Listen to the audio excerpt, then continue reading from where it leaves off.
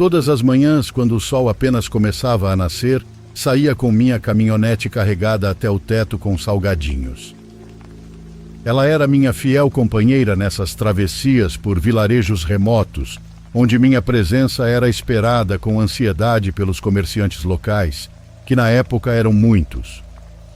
Foram tempos de prosperidade, em que as pequenas lojas de comunidade proliferavam. Naquele período, eu trabalhava para uma empresa de salgadinhos e pães caseiros, e ao ver a oportunidade de abrir novos mercados, fui designado a uma região de comunidades rurais para distribuir e vender nossos produtos. Eu me dava bem nesse trabalho, principalmente pela região onde atuava. Amava o ar fresco da serra, o aroma de pinho e terra molhada que invadia meus sentidos, assim como o contato com pessoas simples que me recebiam com carinho. Cada vilarejo era um mundo novo, com suas próprias histórias e tradições. Sentia-me como um explorador descobrindo povoados escondidos. De maneira geral, eu gostava muito do meu trabalho, pois nunca tive grandes problemas, até enfrentar a temporada de fortes chuvas. Naqueles lugares, as chuvas eram uma questão muito séria, provocando deslizamentos, inundações e, muitas vezes, mortes. Certa vez, enquanto atravessava um trecho particularmente estreito, a tempestade se desatou com uma fúria inesperada. A chuva caía em torrentes, o vento uivava e os raios iluminavam o céu sem parar. De repente, um estrondo ensurdecedor me alertou do perigo. Um deslizamento de terra bloqueou o caminho, deixando um abismo intransponível à minha frente. Não sendo besta nem nada, parei e observei o rio, que arrastava tudo em seu caminho. A situação era desesperadora. Não havia como cruzar ou voltar atrás. Eu estava preso, isolado do mundo, com a noite se aproximando rapidamente. A ansiedade começou a me dominar, pois não queria permanecer naquele lugar, especialmente à noite e completamente isolado. Algumas pessoas que ficaram presas ali tentaram voltar aos seus povoados, mas eu não tinha para onde ir. Assim, não me restou outra opção a não ser permanecer na minha caminhonete de entrega. Enquanto aguardava a possibilidade de a situação melhorar ou de encontrar outro caminho acessível, permaneci parado naquele local, um cruzamento de estradas que levava a vários povoados. A ponte não havia caído, mas estava repleta de escombros e a lama parecia interminável, causada pela água que descia do morro. Apesar do medo e da incerteza, tentei manter a calma. Acendi uma fogueira para combater o frio e preparei uma xícara de café quente para me reconfortar. A solidão me envolvia, mas também me oferecia uma oportunidade de refletir sobre minha vida e os caminhos que havia escolhido. A noite caiu rapidamente e a tempestade diminuiu um pouco. Não estava preparado para o frio da noite, então tentei me aquecer o máximo possível. As poucas pessoas que restavam no local foram embora, até que fiquei completamente sozinho.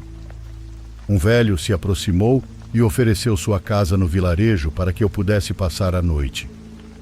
Recusei, mas logo me arrependi dessa decisão. Após a partida de todos, um silêncio absoluto tomou conta do local, quebrado apenas pelo som da água corrente e pelo canto ocasional de algum pássaro noturno.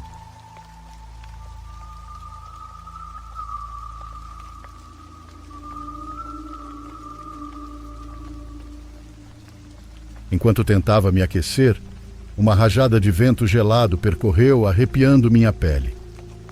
Um calafrio inexplicável tomou conta de mim, pois era como se alguém estivesse me observando. Continuei ali fazendo algumas contas e pensando na vida, quando ouvi.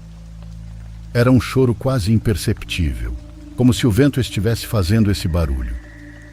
Não consegui distinguir palavras, mas a intenção era clara, talvez uma ameaça. Apesar da minha natureza cética, um certo medo começou a se espalhar pelo meu corpo. No fundo, eu sabia que não era apenas o vento. Fechei as portas da caminhonete com as travas e procurei desesperadamente uma lanterna que mal iluminava alguns metros à frente.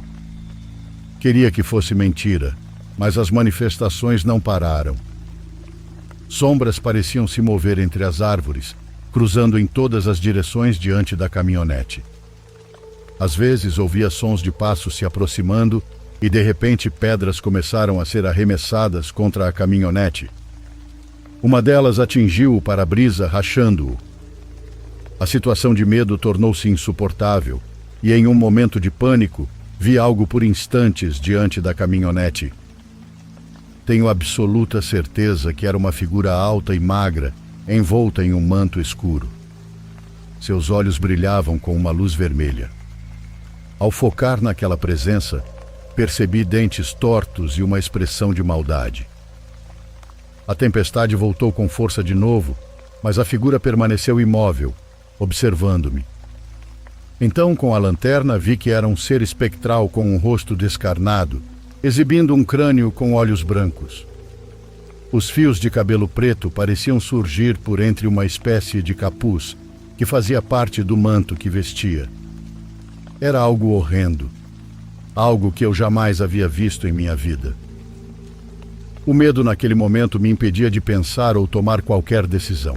Eu estava preso, sem saber o que era aquela coisa. O momento pareceu durar uma eternidade, como se o tempo tivesse parado. Eu havia ficado petrificado, incapaz de me mover ou falar. Então, num piscar de olhos, naquele momento a figura desapareceu na escuridão. Fiquei sozinho na noite, com o medo me consumindo. A tempestade ainda desabava ao meu redor, mas já não a escutava. Só conseguia pensar na criatura que havia visto, em seus olhos brancos e em seu sorriso sinistro. Fechei os olhos com força e apertei o volante, rezando para que tudo aquilo fosse apenas um pesadelo, mas não era. Quando abri os olhos, parecia que aquele ser estava me olhando do meio do mato. Eu não conseguia mais suportar. Sem pensar duas vezes, abri a porta da caminhonete e saí correndo. Tropecei nos meus próprios pés na escuridão, enquanto a chuva caía, encharcando-me até os ossos. Mas eu não me importava. Eu só queria me afastar daquela entidade horripilante que me perseguia. Corri pela estrada lamacenta, olhando para trás com a adrenalina correndo em minhas veias. De repente, um raio iluminou a figura a poucos metros de mim. Acelerei ainda mais meus passos enquanto eu tropeçava e caía no chão. Fechei os olhos com força, esperando pelo pior. Mas, estranhamente, nada aconteceu. Quando abri os olhos, a figura havia desaparecido. Apenas a chuva caía sobre mim. Levantei-me tremendo, com o corpo todo dolorido. Olhei ao redor, mas não havia nada. Comecei a correr sem rumo, tropeçando nas pedras e na lama que grudava nos meus pés no caminho. Enquanto isso, a tempestade parecia se dissipar, deixando apenas o céu iluminado algumas vezes. Não sei em que momento, mas vi as luzes de uma caminhonete que se aproximava à distância. Com um último esforço, acelerei o passo e me aproximei do veículo. Agitei os braços para chamar a atenção. Felizmente, a caminhonete parou ao meu lado e 2 homens desceram para me ajudar. Meu aspecto devia ser assustador. Eu estava encharcado, com o cabelo para o alto e corpo lotado de lama. Sem pensar 2 vezes, contei o que havia visto. Os homens me olharam com um olhar estranho e um deles me disse: "Não se preocupe, filho. Vamos levá-lo para o vilarejo." Desde aquela noite vivo com o medo latente do sobrenatural, pois eu sou a prova viva de que ele realmente existe.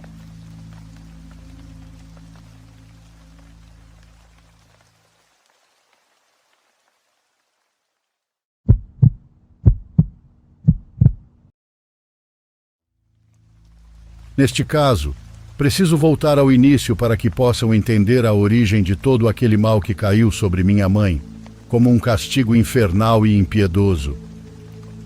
Em minha casa, somos de uma família muito humilde. Naquela época, vivíamos em um lugar muito pobre no norte do país. Naqueles bairros onde a falta de trabalho, de recursos e de tudo é a ordem do dia. Para nos sustentarmos, Tanto minha mãe quanto minhas duas irmãs e eu, às vezes trabalhávamos como empregadas domésticas em casas de um bairro de status um pouco mais elevado. Lá fazíamos limpeza e preparávamos comida. Nesse bairro de classe média alta morava Dona Raquel, uma mulher que havia sido muito amiga da minha mãe. Ela também tinha sido nossa vizinha alguns anos antes. Minha mãe e Dona Raquel se conheciam desde os tempos de escola e eram, como se diz aqui, unha e carne. Elas estavam sempre juntas para todos os lados. Mas quando o marido de Dona Raquel começou a prosperar com alguns negócios que ele abriu, ela e sua família mudaram-se para uma casa em um bairro muito melhor. Com isso, Dona Raquel já era uma mulher de status. Ela já não gostava tanto de se misturar com os pobres. Desde antes ela já queria sair daquele bairro, porque muita gente não gostava mais dela. Diziam que ela praticava bruxaria e que tinha feito trabalhos para vários de seus inimigos, além de outros boatos que inventaram sobre ela. Nós em casa não acreditávamos em bruxaria, porque com minha mãe, Dona Raquel sempre foi muito boa. Quando essa senhora se mudou, começou a contratar uma empregada para fazer a limpeza de sua casa e preparar a comida. E sempre que a empregada faltava ou não fazia bem o trabalho, Dona Raquel chamava minha mãe para fazer o serviço e assim ganhar um dinheiro extra. Esse dinheiro só Deus sabe como ajudava minha mãe. E assim ela trabalhou para Dona Raquel por um tempo. Porém, em uma ocasião, algo deu errado e a amizade se rompeu. Aconteceu que na casa de Dona Raquel culparam minha mãe de ter roubado R$ 500. Minha mãe não era a culpada. Ela nunca havia roubado nada. Ela era muito honesta. Bom, isso lhe custou o trabalho. Dona Raquel parou de falar com ela e minha mãe ficou muito triste. Ela perdeu o trabalho, uma grande amizade e também dinheiro. A vida seguiu e as semanas se passaram. Chegou o aniversário da minha mãe e fizemos uma pequena festinha, apenas para nós. Minha mãe, minhas irmãs e eu, porque não tínhamos pai. Ele foi para outro estado e nunca mais voltou. Nunca soubemos o que realmente aconteceu com ele. Mas, voltando ao caso da minha mãe, naquela tarde, enquanto celebrávamos, de maneira inesperada, Dona Raquel chegou e bateu na porta. Quando fui abrir, notei que ela carregava um bolo nas mãos. Um bolo do tipo que minha mãe tanto gostava e que não se comparava ao que tínhamos feito. Dona Raquel, muito confiante, entrou em nossa casa e, muito gentilmente, pediu desculpas à minha mãe por aquele tema tão vergonhoso do roubo do dinheiro. Ela lamentou tê-la culpado sem saber o que realmente aconteceu e disse que sentia falta dela como amiga. A questão é que o dinheiro nunca apareceu. Ninguém soube quem realmente pegou. Suspeitamos e quase podemos afirmar que foi algum dos filhos dela, mas isso sempre será um mistério.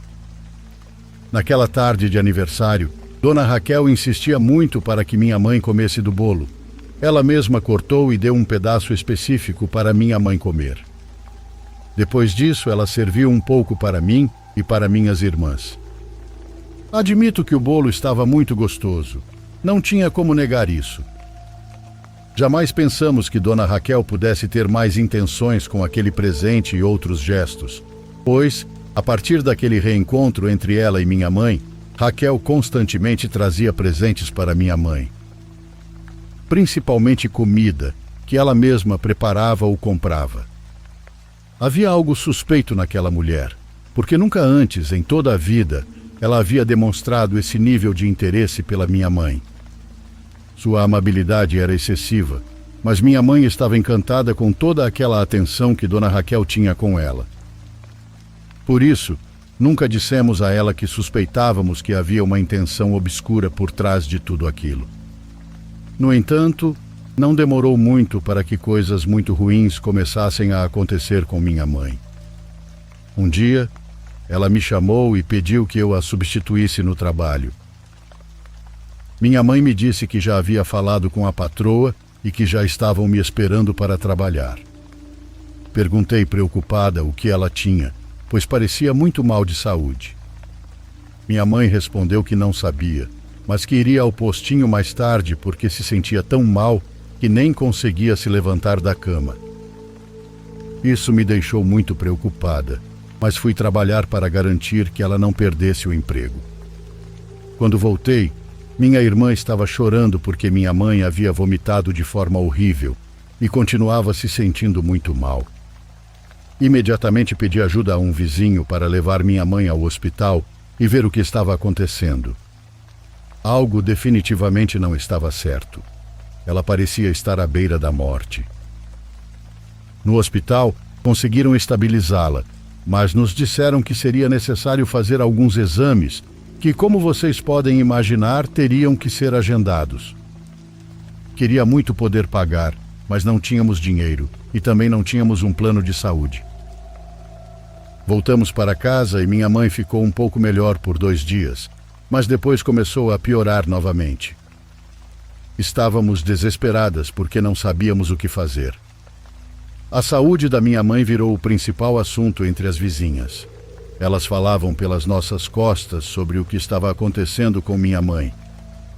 Certa manhã, Dona Terê bateu à porta da nossa casa chorando e pedindo para falar comigo. Essa senhora gostava muito da minha mãe. Saímos para caminhar até nos afastarmos da vizinhança e então Dona Terê me contou, muito preocupada, que na vizinhança estava correndo um boato. Esse boato era que Raquel havia feito bruxaria contra minha mãe para se vingar do dinheiro que, supostamente, minha mãe teria roubado dela. Eu não podia acreditar. Agora todos sabiam sobre o suposto roubo do dinheiro e haviam criado aquele rumor sobre uma bruxaria contra minha mãe. Dona Terê me disse que era urgente levar minha mãe para que uma curandeira a visse, que ela precisava passar por um ritual de limpeza espiritual, porque, caso contrário, ela iria morrer. Eu não sabia o que pensar sobre o que Dona Terê estava dizendo, porque não acreditava nessas coisas. Para mim era algo impossível de ser real. Mas também era verdade que Dona Raquel havia se aproximado muito da minha mãe e a presenteado bastante, principalmente com comida. Agradeci ela e caminhávamos de volta para casa, quando de repente uma das minhas irmãs saiu correndo e chorando, gritando que minha mãe tinha acabado de morrer. Com os gritos da minha irmã, os vizinhos também saíram imediatamente de suas casas para ver o que estava acontecendo. Corri imediatamente para ver o que estava acontecendo em casa com minha mãe.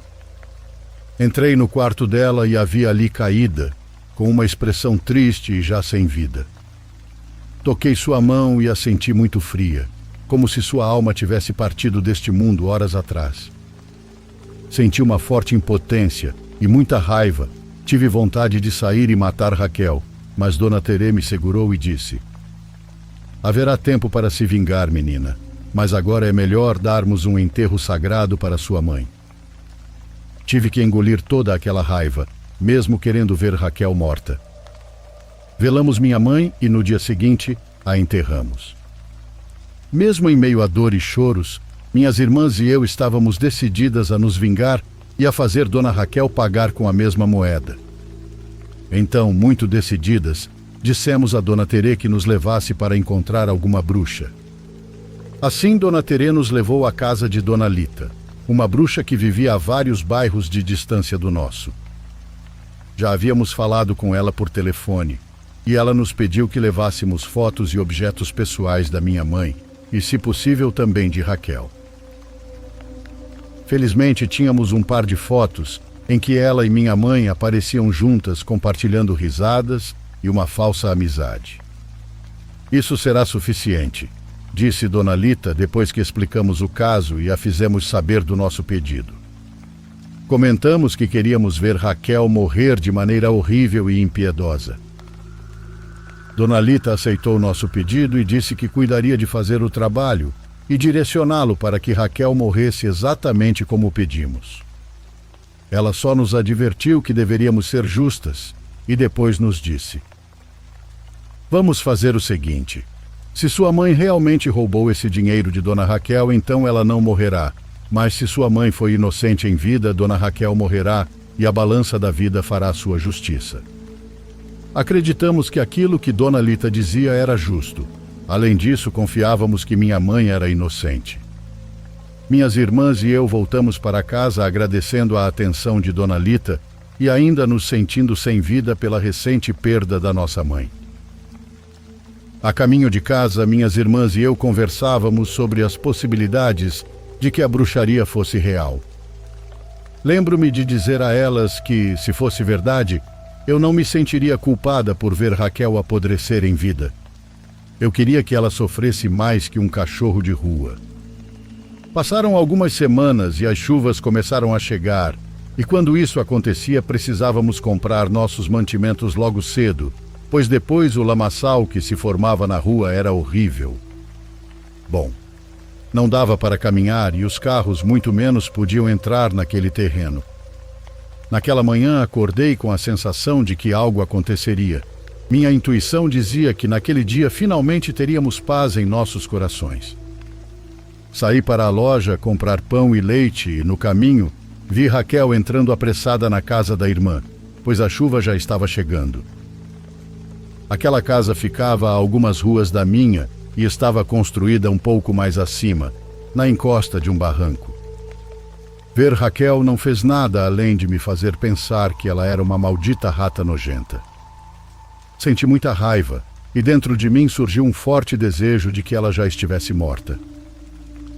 Me acalmei, comprei o que precisava e voltei para casa, pois a tempestade estava se aproximando com força e podia ser perigoso estar na rua.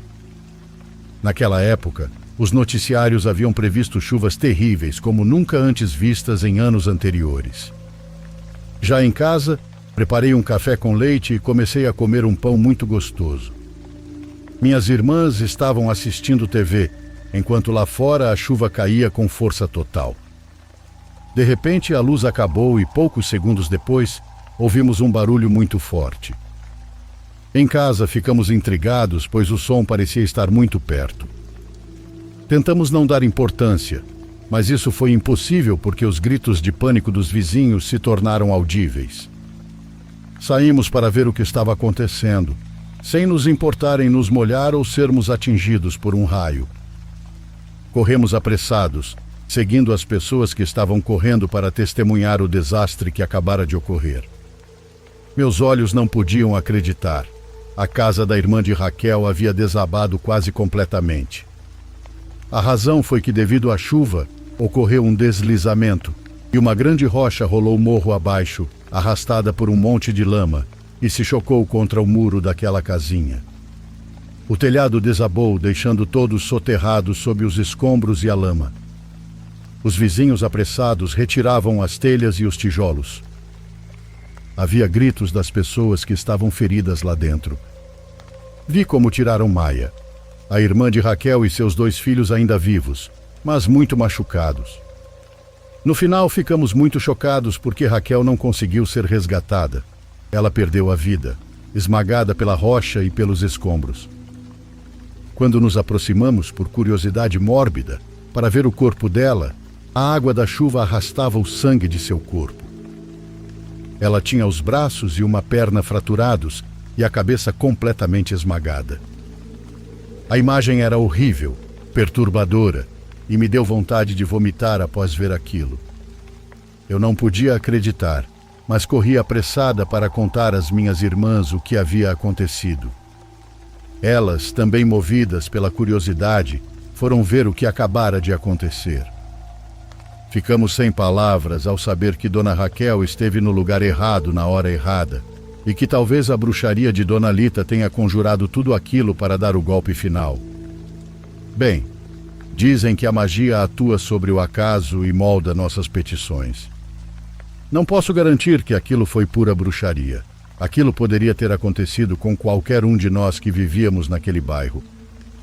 Todavia, fico feliz que finalmente a mulher recebeu o que merecia.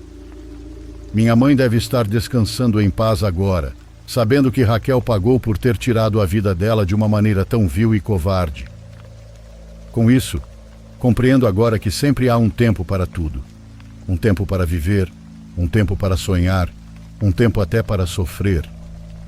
Porém, quando alguém mexe conosco, sempre haverá um tempo para pagar o preço de um karma causado pela bruxaria.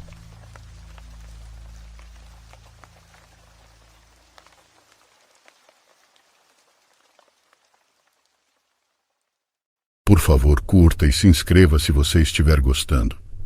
Agora continuamos.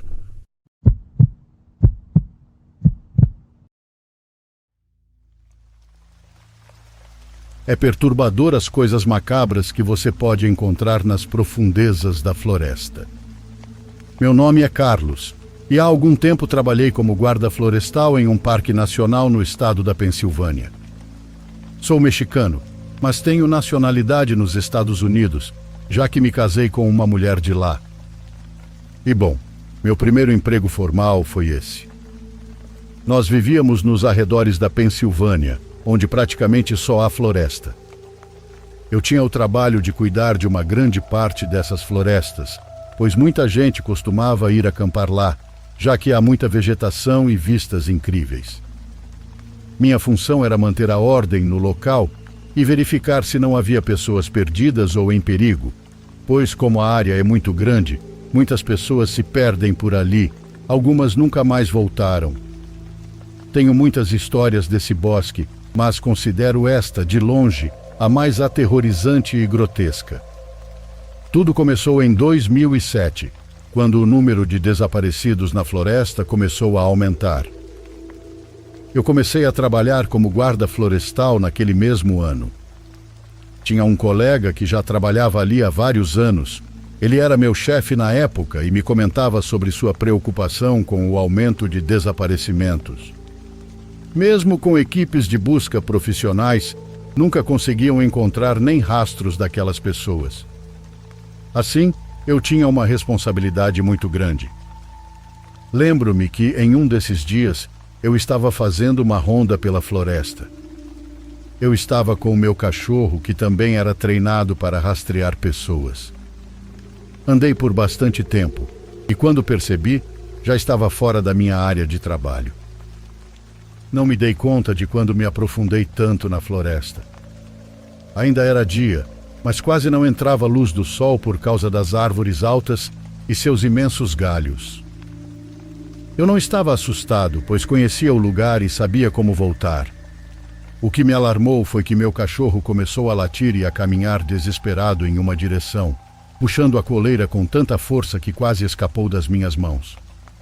Segui o rastro dele. Ele ia cheirando o chão e latia cada vez mais alto. Ele não latia sem motivo. Eu sabia que havia detectado algo, por isso estava se comportando daquela forma. Continuei andando na direção indicada pelo meu cachorro. De repente, chegamos a uma parte muito escondida da floresta. Estávamos bem dentro daquele lugar. Era um ponto onde os raios do sol não entravam. Parecia quase noite ali. Bem no fundo, quase imperceptível à vista humana, havia uma caverna muito pequena. O que me perturbou foi que do lado de fora estava escrito com tinta: "Abraços grátis". Meu cachorro estava latindo desesperadamente, tentando entrar na caverna. Peguei minha arma e muito devagar comecei a me aproximar para ver o que havia lá dentro que estava deixando meu animal tão estressado. Tive que acender minha lanterna, pois lá dentro estava completamente escuro. Quando fiz isso, pude ver uma grande quantidade do que pareciam ser ossos humanos espalhados por toda a caverna, junto com um cheiro nauseante, quase insuportável. Eu não consegui chegar ao fundo daquela caverna, pois sabia que precisava avisar a polícia. Não podia interferir no que parecia ser uma cena de crime. Meu rádio não funcionava naquele lugar, pois não havia sinal. Tive que voltar para conseguir usar o rádio e relatar o ocorrido. Logo, o local estava cheio de policiais.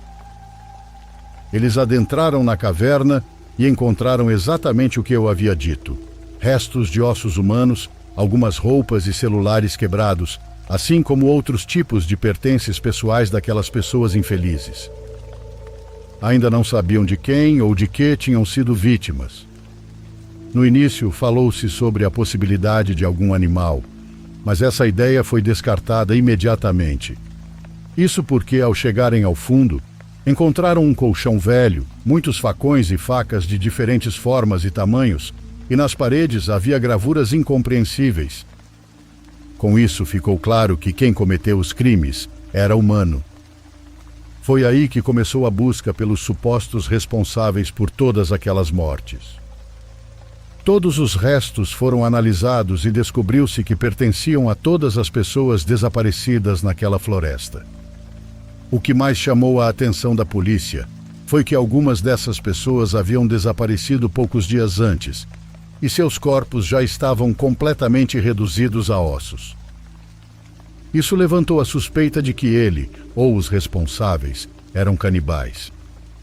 A busca durou dias, mas não havia nenhum sinal dos culpados.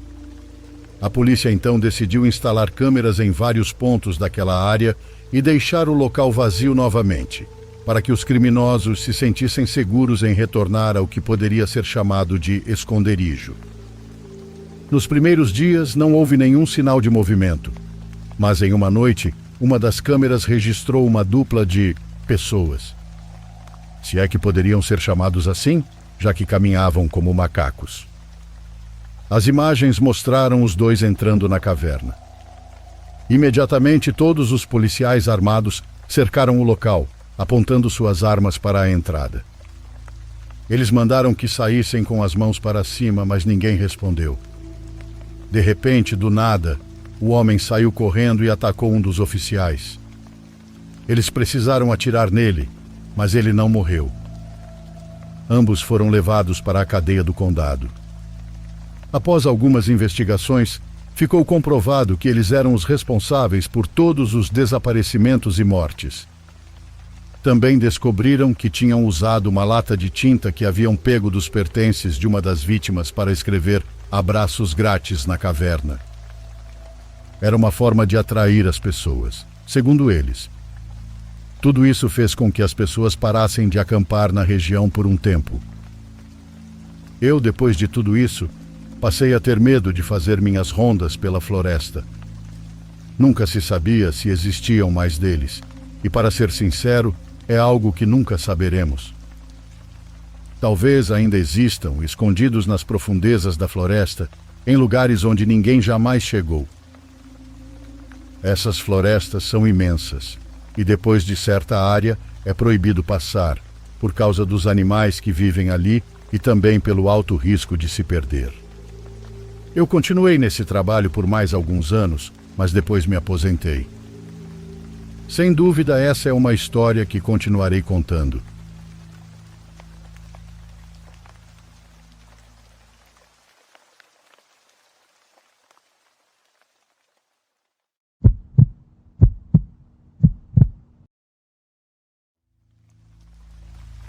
Olá, comunidade. A verdade é que nunca me senti como uma babá, mas durante alguns anos meu pai, que era divorciado da minha mãe desde que eu era criança, me pagava para ajudar a cuidar do filho de sua nova esposa. A nova parceira do meu pai é uma boa pessoa e sempre me tratou bem. Com o menino eu me dava bem, apesar da diferença de idade. Ele tinha 4 anos e eu 16 quando o conheci. Quando precisava cuidar dele nos finais de semana, às vezes saíamos para comer, pois meu pai saía com sua esposa por algumas horas. Em raras ocasiões, eles ficavam fora até tarde, voltando de madrugada no domingo, e eu acabava dormindo na casa. Eu sabia que o menino tinha terrores noturnos frequentes e pesadelos constantes, por isso sempre dormia no quarto dele, em um pequeno sofá onde eu cabia perfeitamente. O que vou relatar aconteceu numa noite de sábado. Era meia-noite, e eu ainda estava no computador, adiantando uma tarefa e me distraindo um pouco enquanto o sono não vinha. Fui ao banheiro e deixei o computador ali onde estava na cozinha. Quando voltei, meu notebook estava fechado. Por um momento pensei que meu pai tinha chegado e o fechado, achando que eu o havia esquecido assim. Mas na verdade não havia ninguém em casa.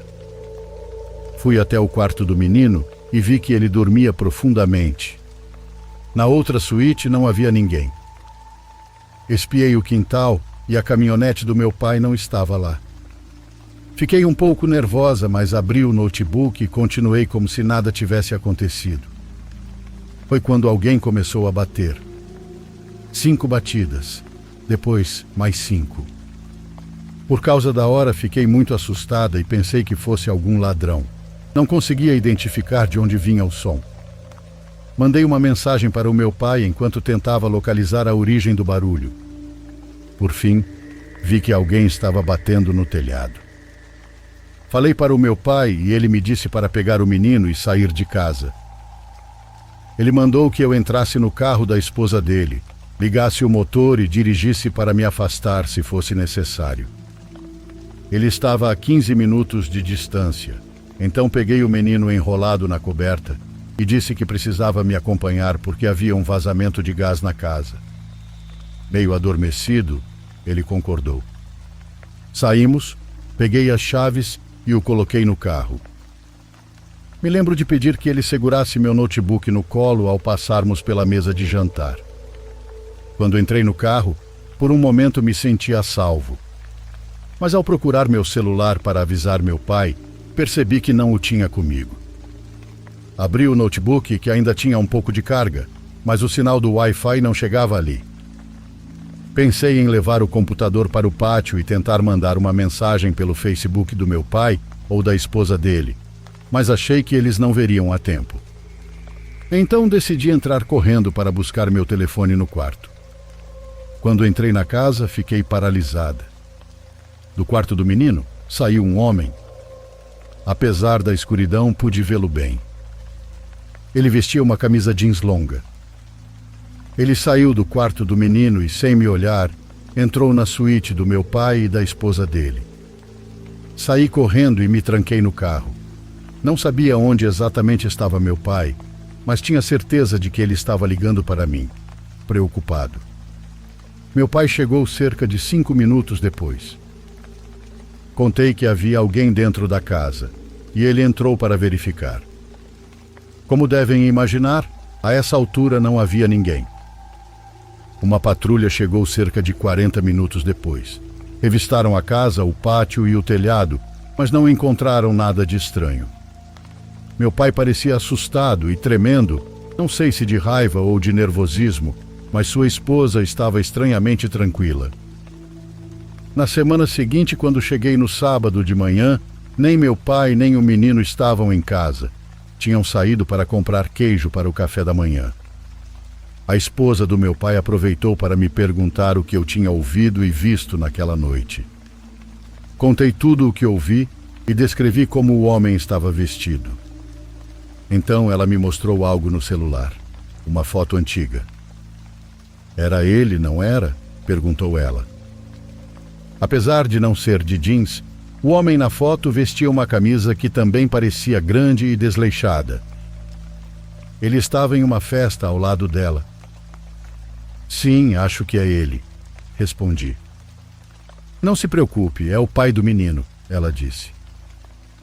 Eu também já o ouvi, mas meu filho o ouve quase todas as noites. Ele morreu há 3 anos e, com o tempo, começou a vir visitá-lo. Ela contou que no início não sabia que era ele, até que um dia a ex-sogra dela ligou. Disse que sonhou com o filho, descrevendo o quarto do menino, que nunca tinha visto, e pedindo que, se sentisse sua presença, não tentasse impedi-lo de continuar vindo ver o garoto. Pouco depois, meu pai e o menino chegaram com o café da manhã e não falamos mais sobre isso. Fiquei muito intrigada, mas de alguma forma estranha, aprendi a conviver com aquilo. Às vezes ouvia batidas no telhado, principalmente quando ficávamos sozinhos à noite. Deixei de cuidar do menino quando entrei na faculdade, mas a esposa do meu pai me disse há pouco tempo que parou de ouvir os sons. Talvez ele tenha percebido que o filho está em boas mãos com seu pai, ela comentou. Me custa muito contar essa experiência porque, apesar de ouvir as coisas continuamente, posso dizer que vi um fantasma ao menos uma vez na vida. Por que apenas uma vez? Por que naquela noite? Não sei, mas espero que tenham achado minha experiência interessante.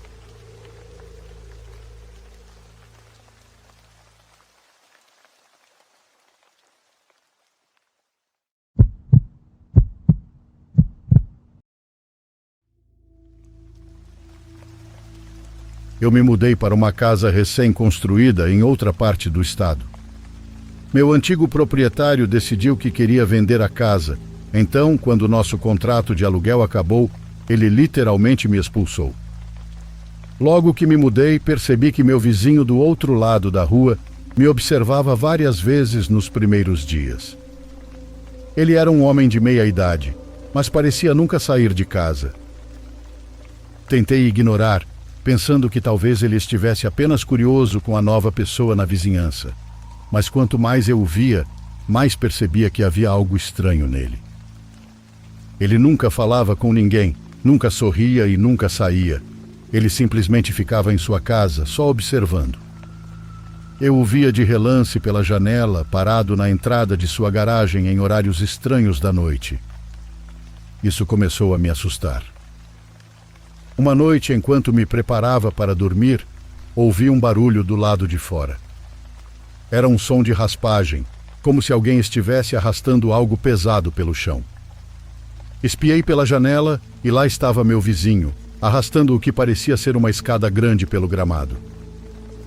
Era muito tarde e não fazia sentido ele estar fazendo algum trabalho na casa àquela hora. Tentei me convencer de que eu estava sendo paranoica, já que estava em um lugar novo, cercada por pessoas novas, mas não conseguia afastar a sensação de que algo estava errado com meu vizinho. Tentei me acalmar e eventualmente adormeci. Na manhã seguinte vi meu vizinho novamente. Desta vez ele estava parado no final da minha garagem, me observando pela janela. Fechei a cortina e tentei ignorá-lo, mas a sensação de ser observada me deu calafrios. Também não gostei que ele estivesse tão perto da minha entrada, então entrei rapidamente no carro e saí da garagem. Ele já estava de volta ao seu quintal, mas me observava enquanto eu dirigia.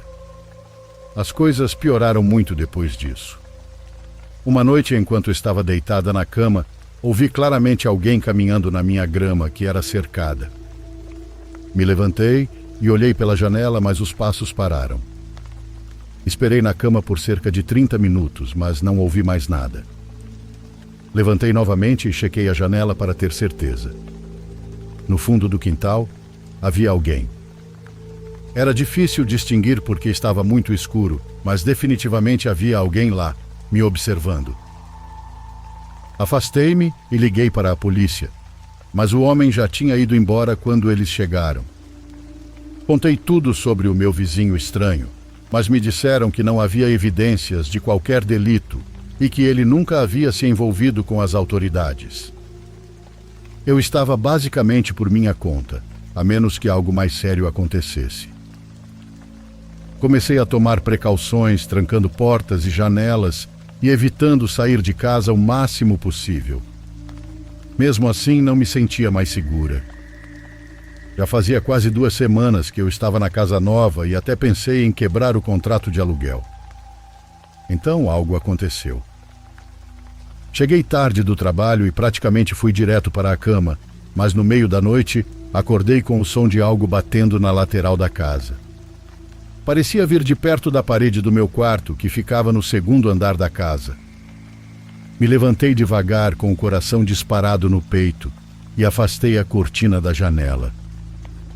Dei um salto para trás e gritei ao ver o rosto do meu vizinho me olhando, a poucos centímetros da janela. Ele estava em uma escada, tentando espiar meu quarto. Ele rapidamente desceu a escada e fugiu. Chamei a polícia novamente e poucos minutos depois eles o pegaram tentando retirar a escada. Embora ele não tenha admitido o que estava fazendo, era muito óbvio. Nos dias seguintes, uma das minhas vizinhas veio até minha casa e explicou que também teve alguns encontros estranhos com aquele homem. Disse que o viu olhando pelas janelas quando estava voltando do trabalho um dia. Parte de mim se pergunta se isso poderia ter sido evitado se eles tivessem denunciado o cara, mas de qualquer forma, acabou agora.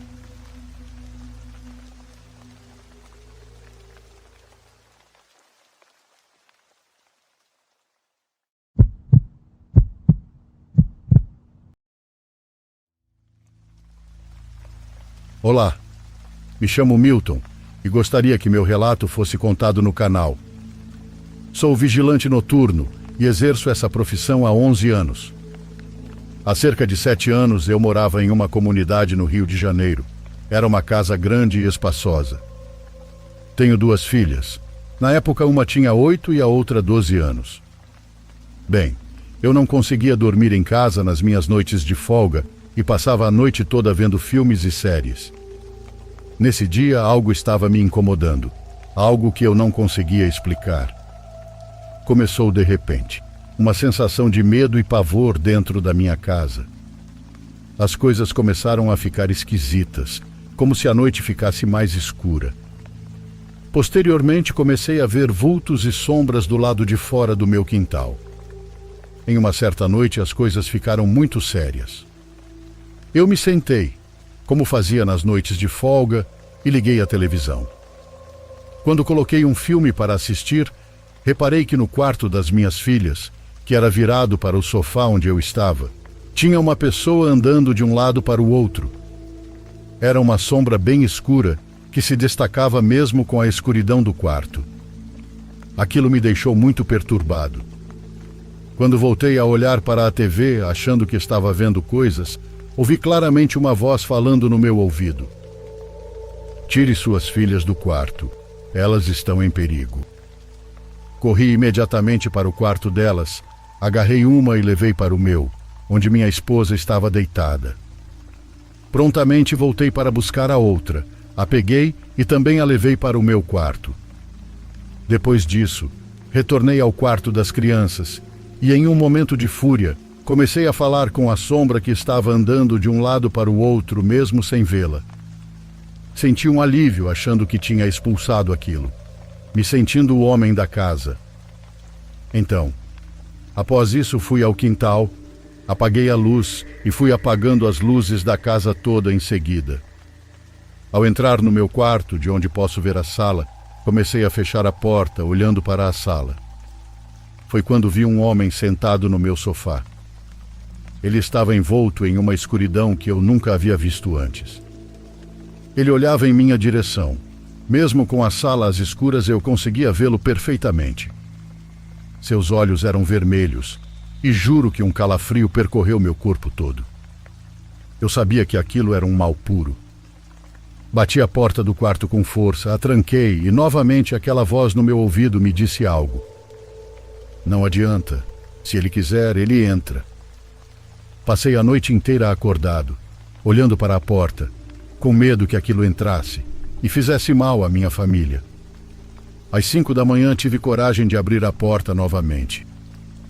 Com a claridade do dia não vi mais nada, mas a sensação de pavor ainda me consumia por dentro. Corri para falar com meu sogro, que é evangélico, um homem próximo a Deus, e contei a ele o que havia acontecido. Ele providenciou uma oração em minha casa que foi feita na noite em que eu estava trabalhando. Quando cheguei de manhã cedo em casa, notei uma diferença no clima. Havia uma sensação de paz e a casa tinha um cheiro de perfume, algo inexplicável. Foi então que percebi que aquela sensação de medo não havia surgido só naquela noite. Ela já acontecia há meses. A casa estava diferente há meses, mas com o trabalho, dívidas e compromissos, eu não estava prestando atenção em tudo o que estava acontecendo. Após essa oração, senti o ar mudar. Agora havia uma sensação de paz, de conforto. Percebi que aquela coisa já tentava nos dominar há meses, mas talvez só tivesse tido forças para se manifestar naquele momento. Sou muito grato às pessoas que fizeram a oração em minha casa, pois nunca mais senti aquela sensação de pavor e medo. Esse é o meu relato, e gostaria que fosse contado no canal. Essa história não saiu da minha família, pois tive medo de que achassem que eu estava louco ou alucinando.